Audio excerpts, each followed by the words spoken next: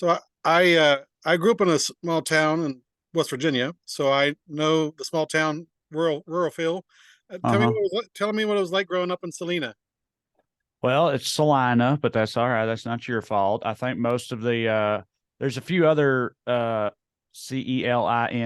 out there. There's one in Ohio, there's one in Texas, there's one in Kansas that's spelled differently, and I think they all pronounce it Salina, but we for whatever reason, just lack of pronunciation skills or whatever, pronounce it Salina, Tennessee. But it's very rural. It's like equidistant from Nashville, Knoxville, Chattanooga, and Lexington, Kentucky. It's kind of right, like sort of dead in the middle of those four cities. So it's pretty about as close to the middle of nowhere as you can get in the state of Tennessee. I always tell people because it's true, there's no traffic lights, there's no McDonald's. There's only one high school in the whole county, and that high school is single A. I don't know if they do the A system in Maryland or Virginia, or West Virginia, but like they classify high schools, 1A, 2A, up to 5A. And so it's the smallest classification a school can be, and it's the only school in the whole county. And each graduating class is like around 50 kids, give or take 5 or 10. So, I mean, it's like very, very, very rural. And my family was a bunch of like small business owners initially. Like my grandpa owned a car lot and a garage. My dad owned the video store in town, so I kind of grew up in that. There's Crowder's Video. That's sort of what got me into like show business and stuff in the first place, was all that. And then my maternal grandmother owned a little, like a meat and three, like a country cafe. My openly gay uncle and his partner owned a deli on the town square that was doing well. Then in the mid '90s, NAFTA, the factory that was sort of the beating heart of the town's economy, left and moved to Mexico, and it just absolutely devastated Salina, and it's remained devastated ever since, and it's never really recovered. I say that again, because it's true, the factory left forever and the pills showed up for good at the same time, and that sort of wrecked towns like mine. So it's pretty despairing nowadays. Most of those people I mentioned in my family are now gone. All the businesses are now gone. My family's in no way unique in that regard. You know what I mean? That happened to a lot of people there. So Do you still have any family in the area? my mom and my well, yeah. So my Mima is in the nursing home there in Salina, and my uncle Tim, he's still in Salina, but he's the one that owned the deli. He's no longer with his previous partner I mentioned. They've been separated for a while now. But he still lives in Salina because of Mima, his mom being there. My sister and my mom live like 2 towns over in Cookeville, Tennessee, which is like the hub of all those little redneck towns in the upper Cumberland part of Tennessee. It's where there's a Cal College there, Tennessee Tech University, which is where I went.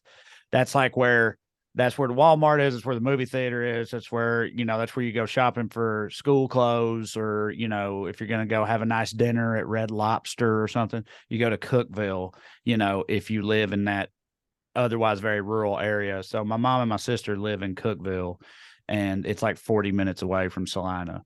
So I still got, a handful of people there. Yeah. So when you're going to town, you're going to Cookville, then, huh? Exactly. Yeah. Right. Yeah. If you Very had to like, yeah, if you had to like go to town, in Salina, there's like there's a couple of grocery stores, there's dollar store, stuff like that. But like I said, if you need anything other than the like simplest of like good. items or necessities, you had to go to Cookville for that. But it sounds like your family owned half the town. Yeah, I mean, it sounds like that. I mean, but I mean, there was definitely a lot of it. We wasn't like that. We weren't like landed gentry types at all. We didn't have it's not like we had, I know what you mean. Like the family they own this town type of thing. That we had a bunch of small businesses in my family, but we were still very like blue collar. So my grandpa that owned the car lot, he was kind of a pillar of the community type of guy. He was real tight with the sheriff and all that. And he was very highly respected. But, you know, we weren't like boss hogging it or nothing like that at all. And then, like I said, that all ended. I mean, I was like, I have two sons. I was around their age, probably. I was like 9 or 10 when the shift happened, when the factory closed, when everything started, when it took a turn for the worse. So, like, I sort of remember the good days from my early childhood, but it's mostly darkness that I associate with it. Because, like, from the time I was 10 on, that's as everything was falling apart. My mom got hooked on pills, went to jail a couple times, whatever. My grandparents got sick and all, like, just all that shit, So, like, Mhm. I don't know. I get defensive. I mean, you can't, like, this is hang on. Say this Clay County, Tennessee, right here. This was my Mima's like throw or whatever she had over the back of the couch for forever. Now I still got a lot of pride and stuff, and I feel bad for Salina, and I love Salina, but it's also like it's not like a warm nostalgia association that I have with it. Do you know what I mean? Oh Because it yeah. was mostly bad stuff that happens. Yeah, no, I totally get that. That's that kind of a love hate, relationship with your hometown. Yeah, I mean, I totally concur with the Salina thing because in West Virginia, near where I grew up in Parkersburg, West Virginia, there was Cairo and Cairo. So it's like Yeah. they had to pronounce it. They had to pronounce it differently than what you would expect. Well, yeah, and then there's also a lot of the southern states have a penchant for taking the names of like better, more metropolitan foreign cities like Versailles or and then they pronounce it Versailles, Hmm. like that type of thing, or like Lafayette, but it's Lafayette, Hmm. that type of shit also. Gotta So have I that. think Salina is that sort of thing, but just for a lesser known origin, which I don't even know. Yeah, you gotta I know have. that Clay County's Henry Clay, but I don't know where Salina comes from. Actually, I think I would have learned that at some point. If I did, I've forgotten. And so I know at one point in time you talked about, obviously some of your liberal political views were attributed to that, abject poverty that you experienced. Why do you, how, first of all, how would you describe, 'cause I know that in some of your comedy you talk about, a liberal redneck, and how would you define or describe a liberal redneck?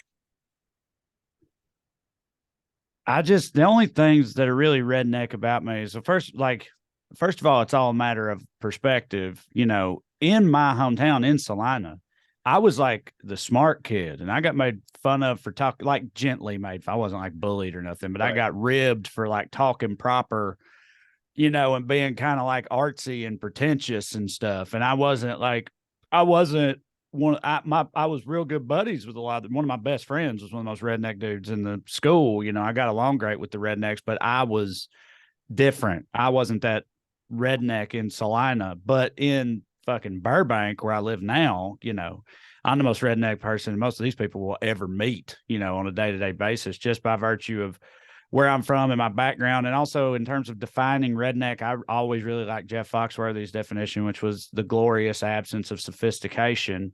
It's like, I'm just like, at the end of the day, you know, I'm not refined in my taste or my opinions or attitudes or any of that shit, like, for example, the way I just said any of that shit, I'm not like, I got a master's degree and I went to college and all that, but I'm still like kind of trashy, I guess, for lack of a better word, in a lot of ways. I don't have highbrow taste generally, and I'm not an overly sophisticated person because I grew up, poor in the middle of nowhere in Tennessee. And then the liberal part, I mean, I feel like should be pretty self-explanatory. I just like, you know, I'm not homophobic. I'm not racist. I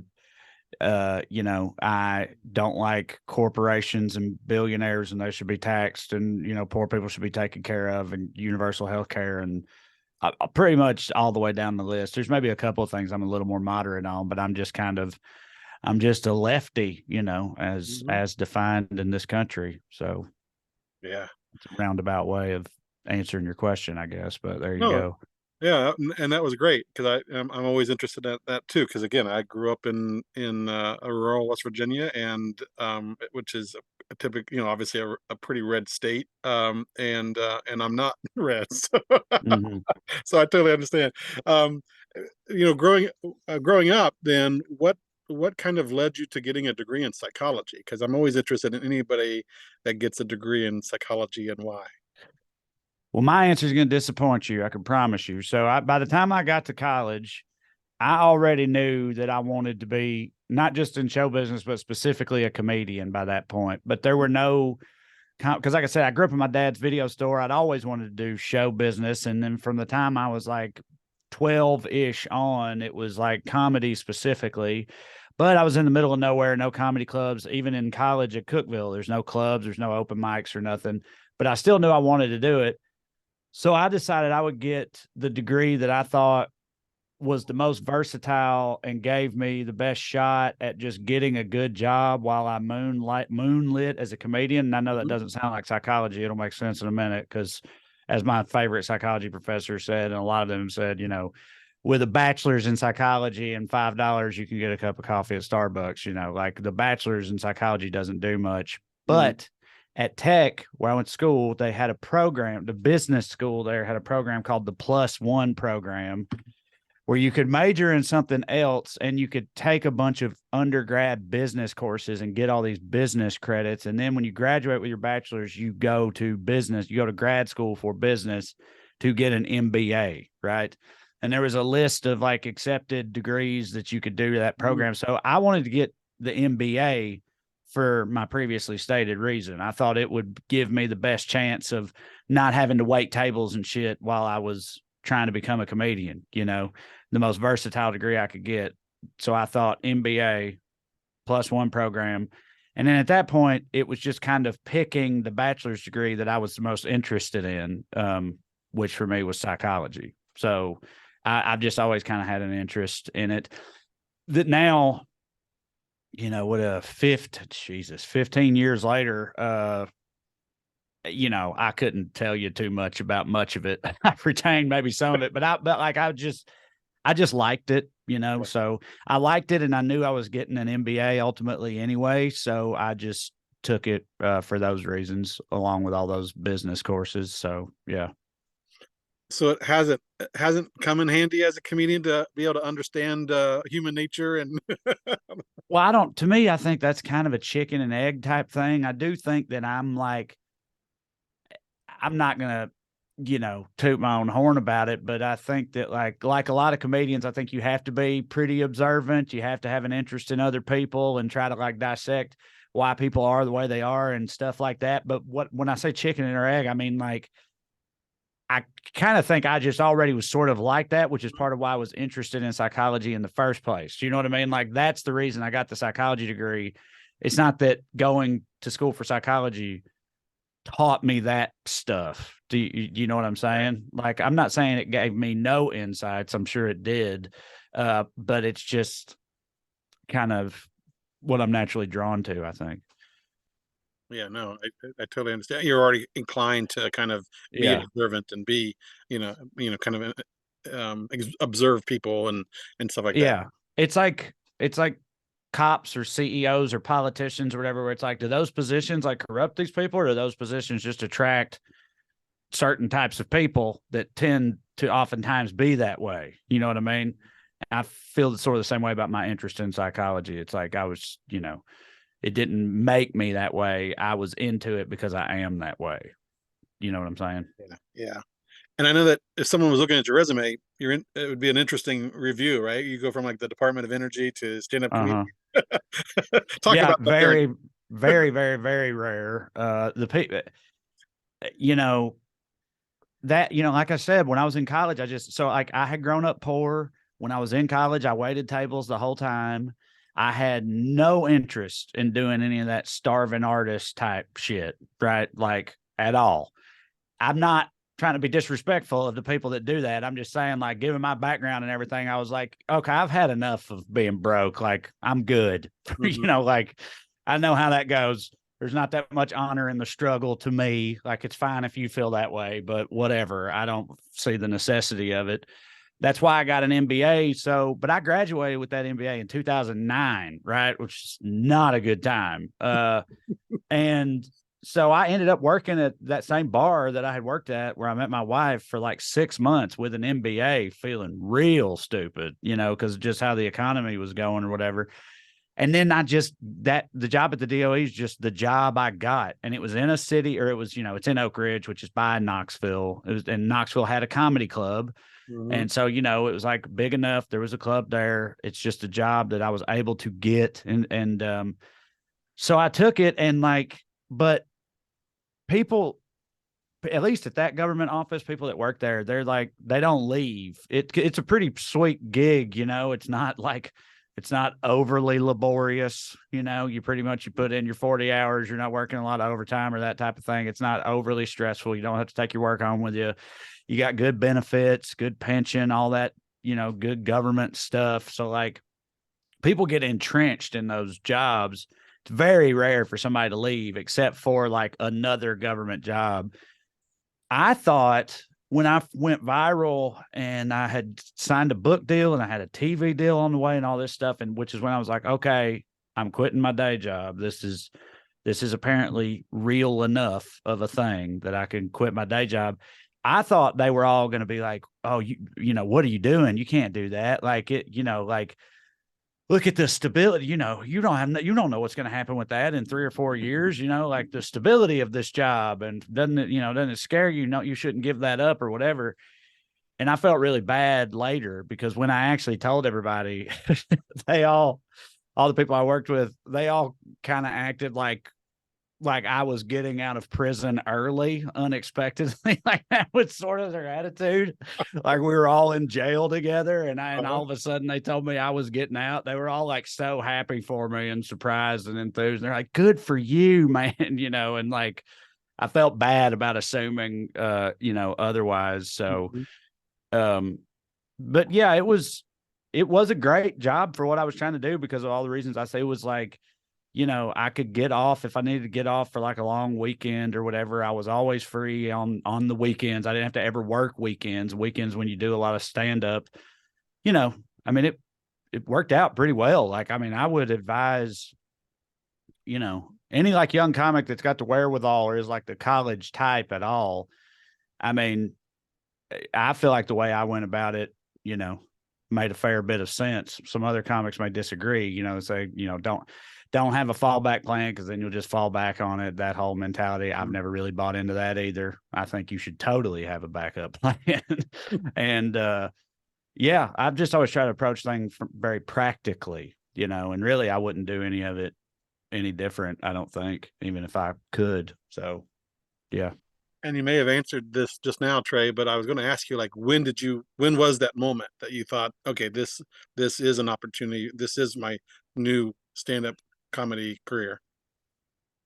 Uh the the phone call when I found out that I had sold the book Mm, was like the specific moment. But there had been, I'd say there was three probably, and they all happened sort of around the same time. But like, first thing, my manager was like, let's book some live shows, right? And I was in my head, I was like, dude, it's one thing to like click play on a video, or even to click share on a video on it when you're just sitting at your computer. But like, it's another thing entirely to like buy a ticket, get a babysitter, leave the house, go to a place to see, you know what I mean? I was like, nobody's going to come see me. Like, I was fully convinced of it. I was like, that's not going to work. And then we booked like a week long run of shows in southern cities, starting in Atlanta and going to like Nashville and Knoxville and Asheville and uh Huntsville, and I can't remember where else, but like Charlotte, I think. And then not in that order, but anyway, and all of those shows sold out, right? And I was like, so that, and then hearing from Warner Brothers and their interest in like signing me to a development deal, but that was still kind of in the works. And then so selling the book was like sort of the third strike against my day job, I guess. Like that, when that happened, I was like, okay, it's time to go, you know. Because I didn't believe it at first. I mean, like when I first went viral and just that whole experience was insane, but I did not believe it would like fundamentally change my life. Like as it was happening, I was just like, "Oh, this is crazy." That's pretty much all I thought about it. I didn't think it would like lead to things the way that it did. Um, so those experiences are the things that kind of illustrated that for me. Yeah. And I know, was it because of obviously the pandemic that got you into the podcasts and doing some podcasting? Well, I've got too many podcasts. I've got 3 podcasts now. It's like it's such a cliche. Comics, everybody's got to have a podcast, let alone multiples. But the first one, the Well Read podcast, I started with Corey Ryan-Forster and Drew Morgan. We toured together and we wrote the book together. They're old friends of mine, old comedy friend. Like we met each other doing stand-up, so we're all comedians, Mhm. but we're friends from way back. Done a lot of stuff with them, frequent collaborators. We started that podcast early on, just basically because that's what you do. Comedians have a podcast. Then the pandemic, yes, is the genesis of the other two. One of them is called Weekly Skews, and it's about politics specifically. And obviously, politics is a lot of my draw on the internet. So I thought I should probably do something that was explicitly political in nature. And it was the pandemic, I had more time on my hands. And then the third one, towards the end of the pandemic, was me and Corey again, Corey Forster, starting this podcast that was an idea that we'd had years and years ago. I mean, like 10, 12 years ago, we had the idea for it. And it was just, it's called Putting on Airs. And it's just where me and him talk about fancy people stuff. So we talk about like, the Queen or the Royals or Marie Antoinette or crystal decanters or Fabergé eggs or yachts or whatever, just fancy people shit, Uh-huh. because we're both, hillbilly dumbasses who don't know anything about that stuff. And it's fascinating to us and everything. And so, yeah, I mean, Yeah. I love doing them. I have a lot of fun with them. But yeah, I don't know that I need 3. Three's a lot, Yeah, but it is another way to get your content out, right? And to engage right. and engage an audience. So, what was the move to LA like? Obviously, coming from rural Tennessee. Uh, I had been because I, did comedy and stuff, and also because I had gone viral like 6 or 7 months before I moved here.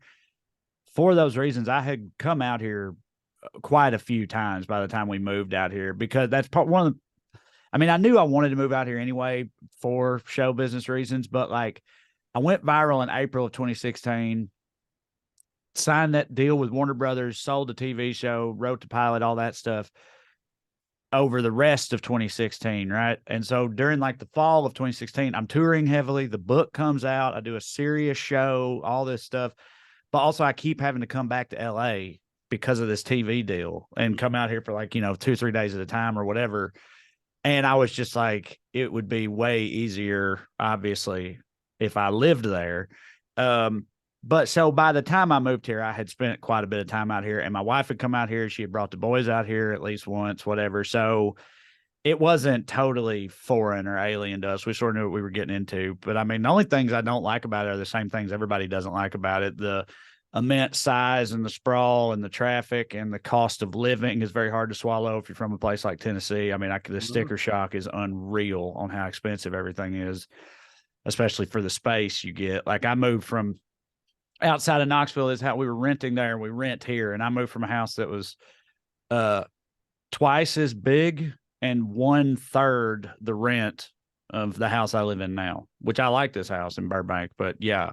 And that's only gotten worse, that disparity or whatever. So other than that, I like it. It's beautiful most of the time, obviously the weather's great and everything. It's interesting uh being from the South out here, especially if you have the accent, because you can't like pass. People notice immediately, and like they're it's the 2 reactions that come to mind that I get fairly frequently is people are often initially incredulous, which is funny to me. Like they're like, oh, I like that accent. Like if that's your real accent, or they'll be like, is that your real accent? Like people think that it's fake initially, and I don't know if that's because this is Hollywood and they're like, well, maybe he's an actor, working on a role as a possum detective or something. You know what I mean? Like, I don't know if that's what they think, if it, or what, but people You're often just in think it. character.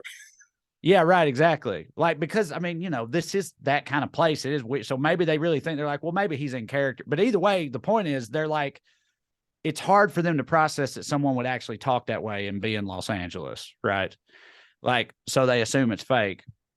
That happens a lot, which is funny to me. But the other thing that's also kind of funny that happens is like, if I'm in an Uber or something, if I have an interaction with somebody, they hear the accent, they ask where I'm from, I say I'm from Tennessee, right? If they then go, which is happens more frequently than you think, if they then go, oh, I've been thinking about moving to Tennessee, or like I've been, the wife and I are thinking about moving to Tennessee. Tennessee's really, which I've heard a lot of people thinking about moving to Tennessee. And if they say that, they're probably about to start like dipping their toes into some conservative waters. Do you know what I mean? Like they're like, if they say that, I'm like, oh shit. They're like, usually they're California conservatives who are trying to get the hell out of here and do the opposite of what I did, basically.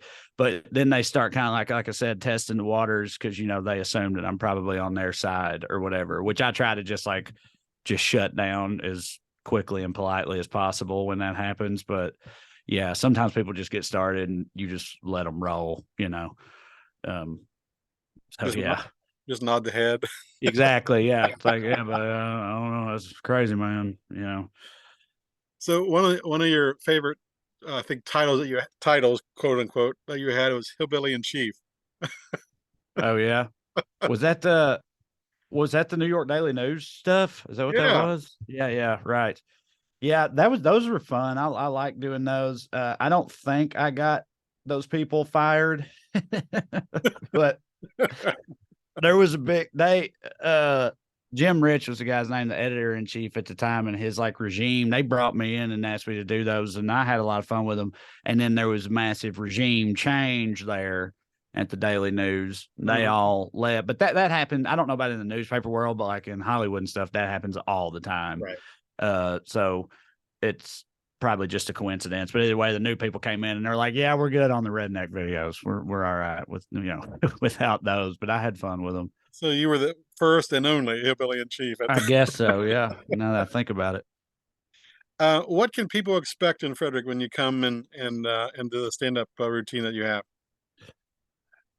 I'd like to think, and I've gotten a lot of feedback that I feel like supports this, that if you like my internet videos, you will also like my stand up. They are not the same thing, really. The internet videos are very rapid fire. I'm, breathless basically, and, going a mile a minute, kind of trying to get under that 3 minute window of, TikTok and Twitter time limits of whatever else you have to consider. Right. So, like, but also it's just part of the style of those. I just go, there's no pausing for laughter, there's nothing like that. But also those are like internet rant videos. They're not the same thing as stand-up comedy bits. So like it is different, but if you like one, I think you'll like the other because thematically they're very similar. Like there's a lot of liberal redneck type of material in both directions. Like there's a lot of stuff that does talk about politics, making fun of conservatives or whatever. There's a lot of stuff that talks about growing up where I did, growing up in the middle of nowhere, that type of thing. So like I check a lot of the same boxes, but it is a different type of experience, which I think people should enjoy if they like the videos. So I hope they'll come check it out. And I have to at least throw out one political question for you, Trey, and that is, why do you think people in rural areas are so red and vote red? I mean, for Lord, how long do you have? If you pack a lunch, but like well, it there's a lot of distrust of like the coast. They look at liberals as being the elites and stuff. They think they're looked down upon. They're not entirely wrong about that, by the way. They feel like they've been left behind, discounted. Nobody gives a shit about them. They're not entirely wrong about any of that either. They're also very isolated. Typically, there's not a lot of diversity. They're not exposed to other ways of life or cultures. So when they're fear mongered to about those other cultures, it's easy for them to believe it because they have no evidence to the contrary. You know what I mean? Like when Fox News rams some Islamophobic shit down their throat, they don't know any Muslims. So they don't question it. They also blame people like Mexicans for, like what happened in my hometown, even though that wasn't Mexico's fault. You know what I mean? That was the powers that be in this country's fault. So there's a lot of misattributed blame and a lot of fear and confusion, but also like in Salina, for example, it was actually a blue county in most general elections for a long time because there's a black community there, but also it's like a working man's town. Like, Democrats used to be the party of working people, and Salina sort of held on to that for longer than a lot of rural places did. But when the factory left, which they blamed the Clintons for and everything, and everything that's happened since then, and when somebody like Donald Trump shows up and starts like at least pretending to care about them and saying he's going to address some of their problems, which of course I knew the whole time, and to me, any sensible person knew that he wasn't going to actually do that, right? But he's telling them he is, and nobody else is even saying that shit. And so, they were like, finally, like I kind of understand it. I say kind of because again, to me, I can't get past the believing him part. Like I understand wanting to believe him because nobody else is talking about the problems that you have or your issues, right? But I cannot wrap my head around actually believing that he's going to do anything about it. And of course he never did, and he never will. Right. So like, I still don't really get it, but I'm saying the underlying issues there, I feel like I kind of understand. And I know that was a rambling motor mouth response and there was a lot there, but yeah, that's just some of the reasons I think. No, that's good. I had to at least throw one political question at you. Yeah. Anything I didn't ask you that you'd like to just share or talk about? No, not that I could think of. I just hope people come out and enjoy the show, and we've been having fun on this solo tour, so I'm looking forward to it. Yeah, I know you're going to Winchester and some other places just in the general region. Yeah. Yeah. Well, thanks a lot, Trey. Appreciate it. Thank you, sir.